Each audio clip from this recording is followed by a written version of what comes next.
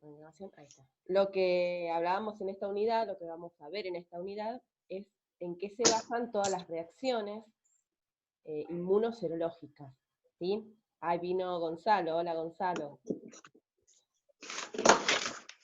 Buenos días. Bueno, entonces en esta unidad 2 lo que vamos a ver es en qué se basan todas las reacciones clásicas que se utilizan en inmunoserología, ¿sí? Y principalmente se basan en conceptos que ya vimos en inmuno, ¿sí? Van a ver que en la primera página está un poco todo lo que ya vimos y lo que un poquito repasamos en la primera unidad, ¿sí? Que es cómo se produce esa unión antígeno-anticuerpo. Digamos que lo primero que tiene que ocurrir para que podamos utilizar una de estas técnicas de inmunoserología es que se produzca una reacción entre un anticuerpo y un antígeno, ¿sí? Eso es lo primero que tiene que ocurrir, en eso se basa todo. ¿Sí? ¿Me siguen? Sí. Bien. Entonces, para que un anticuerpo se una con su antígeno, o sea, esa interacción, ocurre principalmente en 2 etapas, que es lo que vimos la clase pasada. Una primera etapa es ese reconocimiento químico que hay entre el anticuerpo y el antígeno, ¿sí? Sí. Que hace que interaccionen, que se unan en forma complementaria, ¿sí? Y después de que ocurre eso, se pasa a una segunda etapa. Sí o sí ocurre la primera etapa, o sea, no puede pasar una segunda etapa si no pasó primero esa interacción. O sea, es decir, esa primera etapa de interacción desencadena una segunda etapa. Esa segunda etapa sí es una manifestación visible de la interacción que ocurrió, es decir, la podemos ver. Esa segunda etapa permite visualizar esa interacción que pasó entre antígeno y anticuerpo, que en el momento que pasó no la pudimos ver porque es imposible para nosotros, ¿sí? ¿Y cómo la visualizamos? Hay 2 maneras.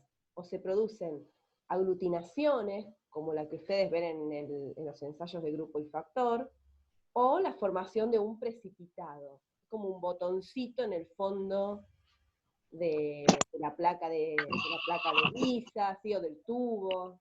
¿Está bien? Sí. ¿Se entiende esas 2 etapas? Sí. Sí. Bueno, entonces, lo que tiene que ocurrir es que para que se produzca esa interacción, en principio, la de antígeno y anticuerpo, ustedes piensen que es una interacción que no es que una vez que se juntan ya no se separan más. Es una interacción que es reversible, ¿sí? Eso significa que hay muchos factores alrededor que pueden hacer que esa unión se produzca, que no se produzca, o que se produzca y después se vuelvan a separar, ¿sí? Entonces, es muy importante en todas las reacciones inmunoserológicas tener en cuenta las condiciones. A las condiciones me refiero pH, fuerza iónica, temperatura, ¿sí? Todas esas condiciones van a hacer que esta interacción se produzca o no llegue nunca a producirse. Porque ustedes recuerden cuáles eran las fuerzas que estaban implicadas en esa unión antígeno-anticuerpo. Mientras que ustedes lo piensan, yo voy buscando la diapo. Fuerte. ¿Están pensando? Escucho cómo piensan, ¿eh? Afinidad. Covalente. ¿Eran uniones Avidez. covalentes o eran uniones no covalentes? No covalente. No covalentes. ¿Por qué? Porque Sí. podían romperse fácilmente con alguna situación de una condición ambiental. Fíjense, ¿la ven la diapo o todavía no? Sí, pero No se ve No, la no diapo. se ve. yo la estoy viendo aparte.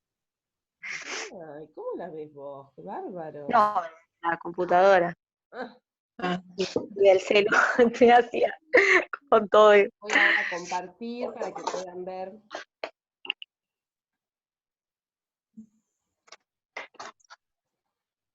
Ahora se los pongo en grandecito. ¿Ahí sí lo ven? No. Ahora ahora sí. sí. Sí, ¿Ahí ahora sí. sí? Sí se ve. ¿Sí, sí? Bueno, fíjense que ahí está la interacción entre ¿se acuerdan que no todo el antígeno era el que reaccionaba con el anticuerpo? Era una zona, una región que se llamaba ¿El epitope? epitope, Epitope. determinante antigénico o epitope. ¿Ustedes ven mi mouse? No. No. No. Que hago así, no lo pueden ver. Oh. Ufa. A ver qué Sí, se ve. ¿Se ve cuando hago así? Sí, lo tiene arriba de todo. No. A ver dónde lo tengo ahora. ¿Dónde está ahora? No se mueve. No. Claro, se mueve. Oh. Pero Ah, yo está arriba, sí. Donde dice, donde te minimizás, ¿o no? Ah. Ahí lo veo yo. Donde dice que dice alta complementariedad, ahí está. ¿Lo ven o no? No. Ah, no. Sí, sí. No, no sé si se ve, ¿viste? No. Yo estoy probando, Veo. chicos, Estoy probando, esperen un cachito. Ah, dice flecha, a ver, pero bolígrafo no, porque voy a terminar marcando algo. Sí. No quiero marcar nada, bueno. Bueno, no importa, el determinante antigénico ve en la diapo, así que eso es importante. En el antígeno hay una zona que se llama determinante antigénico, ¿sí? Los más nuevitos me siguen, no me acuerdo cómo, Gisela, y no me acuerdo el nombre, ay, se me fue el nombre de... Por ahora sí. ¿Sí? ¿Me Gonzalo. siguen? ¿Hola? Sí. ¿Cómo era tu nombre? Repetime. Gonzalo. Gonzalo, ahí está. Bueno, Gonzalo y Gisela, ¿me siguen? Sí. ¿Se acuerdan algo de inmunología o poco? Sí. Me ¿Sí? acuerdo. Bueno, bien. Sí. Gisela, ¿bien? ¿Inmunología más o menos? Sí. ¿Sí? Sí, sí. Bueno, recordemos que en el antígeno era una zona del antígeno la que reaccionaba con el anticuerpo. Se llamaba, ustedes dijeron, epitope o determinante antigénico. ¿Y con qué parte del anticuerpo se unía? ¿Cómo se llamaba? ¿Zona efectora? ¿Cómo? No. Paratope. Paratope. Paratope. Bien. Epitope y paratope. Esa reacción entre epitope y paratope, como ustedes pueden ver en la diapositiva, fíjense que se produce por interacciones ¿de qué tipo? ¿Covalentes o interacciones débiles? Débiles. Débiles. Débiles, exactamente. Fíjense, puentes de hidrógeno, enlaces iónicos, interacciones de Van der Waals, interacciones hidrofóbicas, ¿sí? O sea que estas interacciones, que se produzcan estas interacciones, va a depender en principio que estos dos grupitos, el epitope y el paratope, estén muy juntos entre sí, ¿sí? Y aparte, van a depender de otros tipos de situaciones o de efectos, ¿sí? O de factores, perdón. Aquí lo que dice la diapositiva es que esas interacciones débiles producen una interacción muy fuerte, ¿sí? Y lo que dan es la complementariedad, y ahí estamos en uno de los conceptos, que es la especificidad, ¿sí? Para que ocurra que ese anticuerpo y ese antígeno, ese epitope y ese paratope, se reconozcan y generen esa interacción, principalmente tiene que darse una complementariedad, es decir, tienen que ser específicos. ¿Se acuerdan lo que era la especificidad? El concepto de especificidad. La otra vez creo que Néstor lo había dicho muy bien. Decir en esto. Néstor, te No, ya estamos me olvidé. esperando. Especificidad. Pasó mucho tiempo. Por una semana. Que detectaba el analito, ahí lo voy a leer, con total certeza. Bueno, mirá, Sí. tiene anotado tus palabras, ¿eh? Tiene registrado, bueno. Anoto todo. Exactamente, hay una capacidad que tiene el anticuerpo de reaccionar con solamente un epitope, ¿sí? O sea, unirse solamente a un epitope con el antígeno, ¿sí? Y no a otro. Esa certeza que dice Néstor se refiere a eso, o sea, no puede unirse a otro, tiene la capacidad de reconocer solo a ese epitope.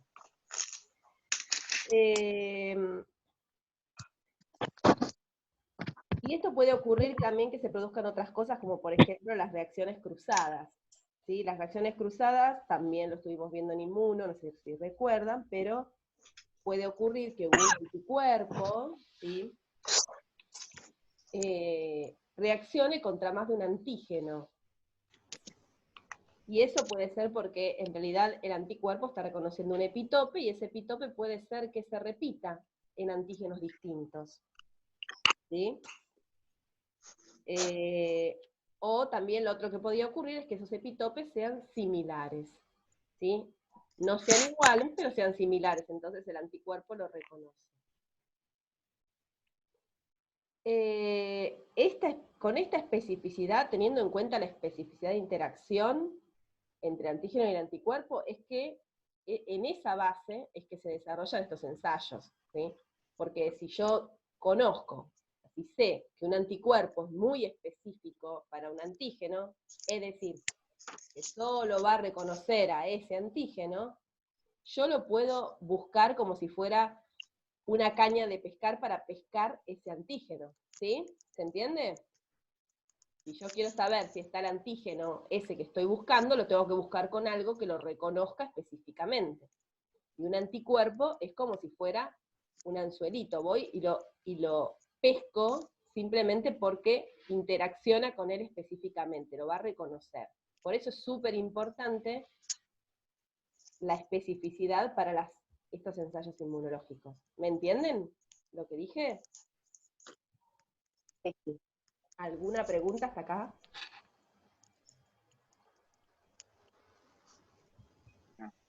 ¿Ninguna? ¿Todos despiertos? Hagan algo, Sí, a ver. ¿respiran? Ah, bueno, les cuento,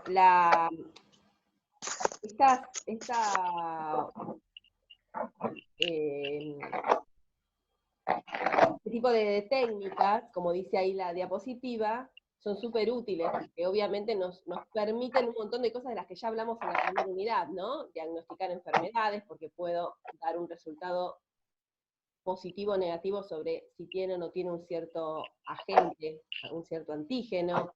También puedo ir monitoreando si la respuesta inmunológica del paciente es la correcta, ¿sí? Por ejemplo, ante una vacunación o ante una terapia, ¿sí? También puedo identificar otro tipo de moléculas, que no tienen que ser por qué agentes biológicos. ¿Vieron que en uno de los ejercicios que yo le di, que ustedes tenían que determinar qué método usaban, decía detección de la hormona tiroidea? Sí. Bueno, la hormona tiroidea no es un antígeno, no es de los antígenos que nosotros estamos acostumbrados a investigar, no tiene que ver con una enfermedad infecciosa, no es ni un virus ni una bacteria, pero es una molécula biológica importante. Y entonces, si yo logro conseguir un anticuerpo que la reconozca, la puedo ir a buscar también con un método inmunoserológico. ¿Se entiende? Yo puedo armar un método inmunoserológico para lo que quiera, mientras que pueda lograr el anticuerpo que vaya a buscar a esa molécula. ¿Me siguen? Sí. Sí. Por ejemplo, yo podría buscar un tóxico, un metabolito de algún veneno o de algún Esa medicamento, parte cómo era. ¿sí? Lo podría ir a buscar con un anticuerpo si previamente realizo o fabrico esos anticuerpos. Los puedo fabricar en un animal, por ejemplo. Los puedo fabricar en un cultivo celular. ¿Sí? Los tengo que en un cultivo celular no los puedo fabricar, los tendría que fabricar en algo vivo, por ahí en algún huevo. Normalmente se fabrican en animales, ¿sí? En animales de laboratorio es donde se fabrican los anticuerpos.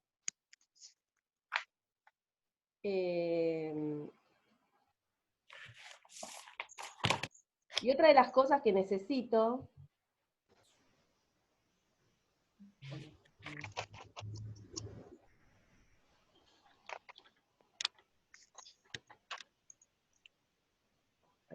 otra de las cosas que necesito es la afinidad. ¿Se acuerdan que hablamos la clase pasada de la afinidad? Sí. Ahora, la afinidad, ¿qué era la afinidad? La ¿Se fuerza. acuerda lo que De dije? unión. La fuerza de interacción, ¿era? Claro, la fuerza de De unión. interacción. O sea, esa interacción va a ocurrir, pero va a ocurrir con diferentes fuerzas, según si se trata de un anticuerpo, de una combinación de anticuerpo de antígeno o de otra. Y el anticuerpo no va a unirse con la misma afinidad a un antígeno que a otro. La afinidad se refiere a la fuerza de unión. ¿Sí? Y eso es súper importante, porque yo necesito no solamente en un ensayo que sea muy específico, sino que también tenga mucha afinidad. ¿Sí?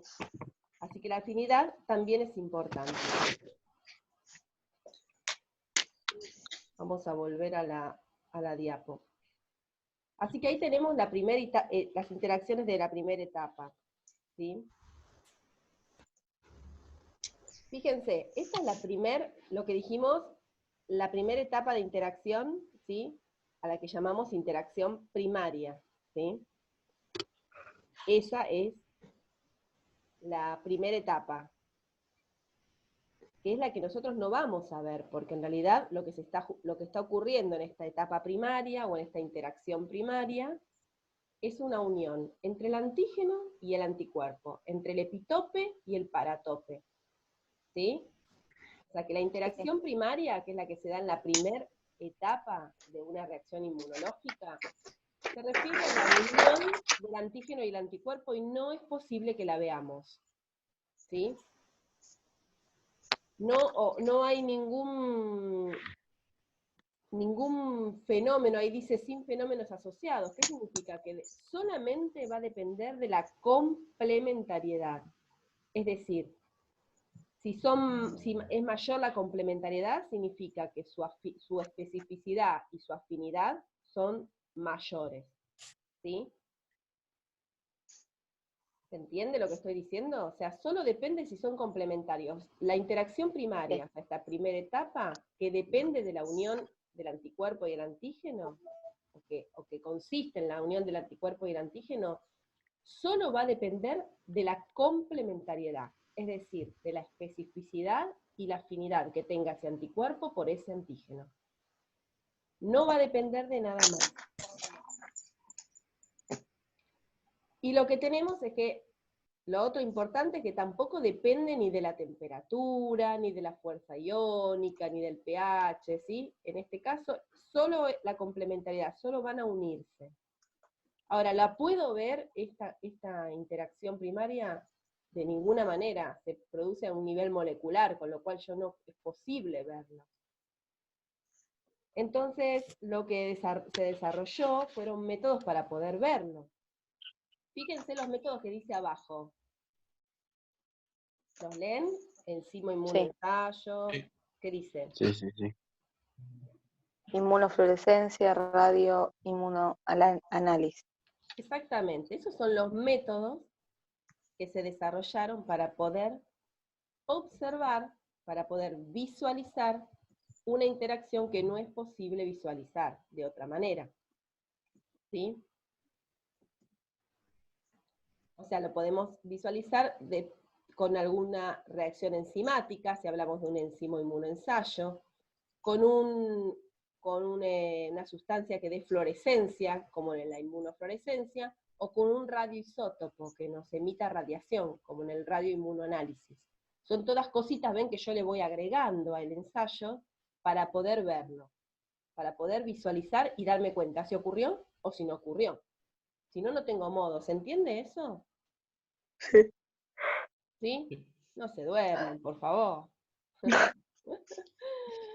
Bueno, una vez que ocurre la interacción primaria, da paso a la interacción secundaria. ¿Y qué pasa en la interacción secundaria?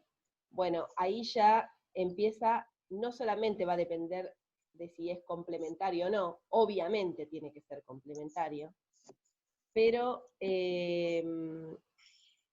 aquí empiezan a producirse otros fenómenos, como es que se empiezan a formar complejos de antígenos y anticuerpos, ¿sí? Se empiezan a esas pequeñas uniones de antígeno y anticuerpo empiezan como a agregarse, significa a juntarse, a acumularse y a formar estos grandes complejos. Y estos grandes complejos sí los podemos ver, ¿sí? Porque como les dije, puede ser que se transformen o que al acumularse formen aglutinación, o que forman un precipitado. Entonces, vamos a ver algo tranquilamente a simple vista. Podemos darnos cuenta que está ocurriendo la reacción porque o precipita o aglutina. ¿Sí? Eso sí ustedes lo vieron en el laboratorio, al menos la aglutinación, Sí. ¿no? Sí. Bueno, en este caso acá sí depende muchísimo de la temperatura, también depende de la agitación, depende de la concentración de anticuerpos y de antígenos. O sea, no se va a dar en cualquier concentración, ya vamos a meternos en cómo ocurre, pero la cantidad de anticuerpos y la cantidad de antígenos tienen que tener una concentración equivalente para que se pueda producir. También va a depender del pH, de la fuerza iónica, es decir, de la cantidad de sales disueltas, eso sería la fuerza iónica.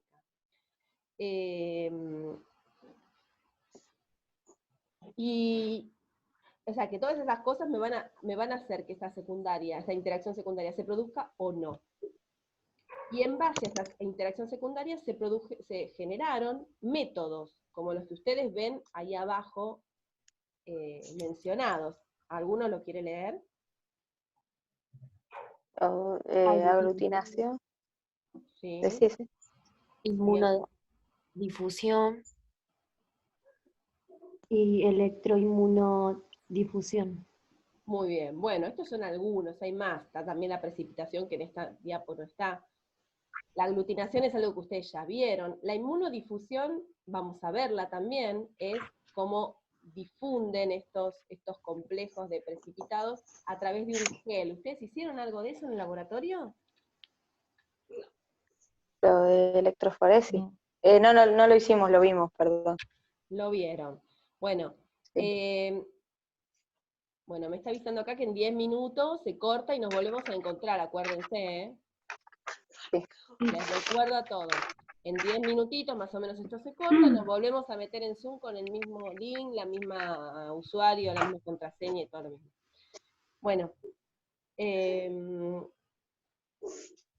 decía que la inmunodifusión es cuando voy a utilizar un medio en el cual el anticuerpo y el antígeno puedan difundir, como un gel, y ahí la difusión, en la inmunodifusión difunden por sí mismos, y en la electroinmunodifusión yo los ayudo un poquito con electroforesis, como decía acá Melissa, ¿sí? O sea, con carga eléctrica los ayudo a avanzar.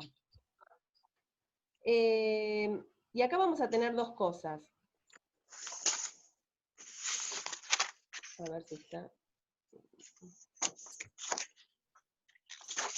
Vamos a ver después que tenemos dos formas de interacción secundaria según cómo sea el antígeno. Si el antígeno es un antígeno soluble, es decir, es algo que está solubilizado en el medio, ¿sí? O sea, yo estoy aplicando esta técnica sobre una solución. ¿Se entiende? ¿Me siguen? Porque a veces se complica. Sí. Un precipitado, un antígeno que es soluble es un antígeno que está solubilizado, es decir, que está dentro de una solución, que no es visible, no está particularizado, sino que está soluble. Entonces, en esos casos, cuando ocurre la interacción secundaria, el tipo de reacción que se va a producir es una reacción de precipitación, ¿sí? Que hay un montón, que puede haber en medio líquido, en medio semisólido, en gel, hay muchísimos tipos de precipitación y ya vamos a ver todas las técnicas de precipitación. Hay toda una unidad para eso. Pero eso solamente ocurre si el antígeno está solubilizado. Ahora, si el antígeno es una partícula, es decir, está particularizado, como puede ser, por ejemplo, ¿en qué casos un antígeno es una partícula?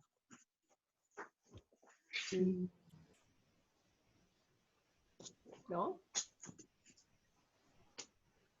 Cuando ustedes, ¿Los lipopolisacáridos? No, no, cuando ustedes los hacen, lípidos no. a ver, cuando ustedes hacen vamos a verlo desde ahí, cuando ustedes hacen el ensayo de grupo y factor, ¿se acuerdan que hablamos que ustedes ponen como dos reactivos? Uno es la muestra del paciente y el otro reactivo es el que ustedes le agregan. ¿Qué hay en la muestra del paciente que ustedes van a ir a determinar?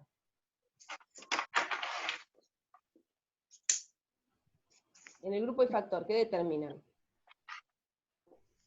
En el grupo, ¿qué determinan? Los antígenos de superficie de los glóbulos rojos. Ahí estamos, o sea que, ¿qué hay en la muestra del paciente? Células. ¿Eh? Si voy a buscar Células. el antígeno de la superficie de los glóbulos rojos, ¿qué hay en la muestra del paciente? Glóbulos rojos. Claro, exactamente. Que es una célula, ¿cierto? Y si ese antígeno está pegado a esa célula, es que ese antígeno ya no está soluble. Es particulado, es una célula, es una partícula. ¿Sí? O sea que las células, ¿sí? Cuando hay células, estamos hablando de antígenos particulados. ¿Sí? Entonces, cuando hay células, lo que va a ocurrir no es una precipitación, es una aglutinación. Porque las células entre sí se aglutinan. Algo que precipita es algo que estaba soluble y que por una reacción pasa a estar insoluble y entonces se deposita en el fondo. Esto es química, ¿no? Lo que estamos hablando, pero eso significa precipitación en cualquier ámbito, no solamente acá. Precipitación es que algo que está soluble, que está solubilizado, de repente por alguna reacción se vuelve insoluble y se deposita en el fondo.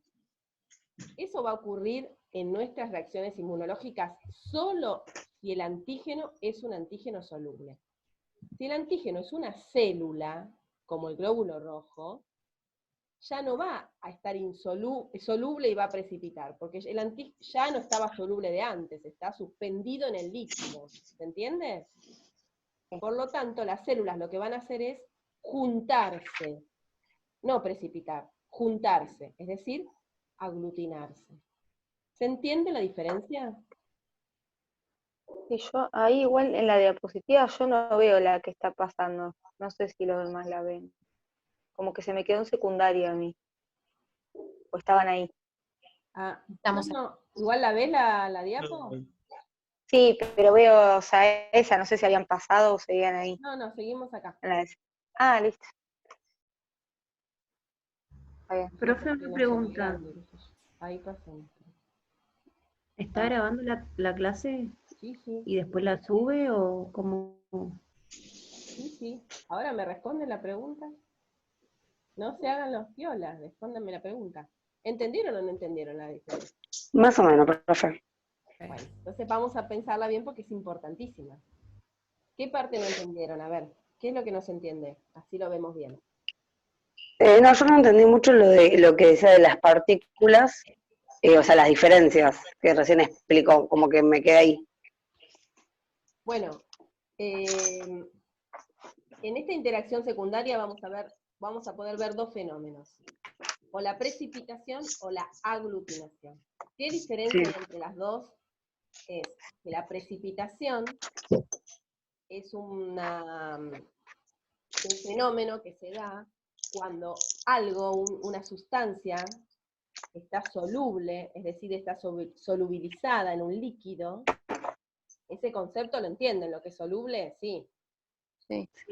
Sí. Bueno, cuando algo está soluble, de repente, por alguna reacción, se transforma en insoluble, se hace insoluble y se va al fondo. ¿Sí? Sí. Eso significa precipitar. Entonces, algo que yo no lo podía ver porque estaba en solución, de repente, por alguna reacción, por temperatura, por pH, por lo que fuera, eso que estaba en solución se une y al unirse se vuelve insoluble y se va al fondo. ¿Sí? Sí. Ahí Sí. ya lo veo, porque ¿qué veo? Veo un depósito en el fondo. ¿Ustedes deben haber hecho alguna reacción de precipitación en el laboratorio o no han hecho ninguna nunca? Me parece que no. Bueno, yo le voy a El buscar de una No, no me lista de acuerdo. preguntas. BDRL. ¿Cómo? La de la sífilis creo que fue precipitación. Y hay varias técnicas de sífilis, pero no sé cuál habrán hecho ustedes. No, nosotros decimos mal, ¿o no? Creo que lo hicimos mal. Igual creo que Pero parte de Por la era la profesora, precipitación ¿no? por microscopio, creo. Yo no estuve esta clase. Ah, sí, me Sí, acuerdo. claro. La pueden ver por microscopio, por ejemplo. Bueno, igualmente yo después les voy a buscar una reacción de precipitación así bien visual para que vean lo que significa que algo precipite. Es algo, pero en concepto es algo que está soluble, o sea, no lo veo porque está en solución, está todo mezclado, soluble, y por alguna razón eso que estaba soluble ya no puede solubilizarse más, se vuelve insoluble, no puede disolverse, y entonces se va para el fondo, y queda abajo, depositado en el fondo. Eso es un precipitado. Eso ocurre Sí. que el antígeno en algún momento estuvo soluble, ¿sí? Ahora, cuando nosotros tenemos una célula, como es un glóbulo rojo, el glóbulo rojo no está soluble en el suero, ¿o sí? ¿Sí? ¿Está soluble? No, Mm, no. No, yo no. lo miro al microscopio y lo veo, o sea que no está soluble, está mezclado, está suspendido en el suero, pero no está soluble. ¿Por qué? Porque es una partícula, es una célula. Ya tiene, o sea, es mucho más grande que lo que puede ser algo que una sustancia que se solubiliza, ¿sí? Es una partícula. A eso se le llama partícula, es una célula. Entonces, si es una célula, en el momento que interaccione el anticuerpo contra esa célula, no va a hacer que precipite, porque nunca estuvo soluble. Lo que va a hacer es que se junte, se pegotee, Aglutina. se aglutine. ¿Está bien? Entonces, vamos a decir, Sí. vamos a hablar de técnicas de precipitación cuando el antígeno que estaba dando vueltas era soluble. Por ejemplo, una hormona. ¿Sí? Por ejemplo, una proteína, ¿sí? De un virus. Por ejemplo, lo que dijo Ailén, un polisacárido. Si el polisacárido está solubilizado ahí en la solución o la proteína, y yo le agrego un anticuerpo y se une,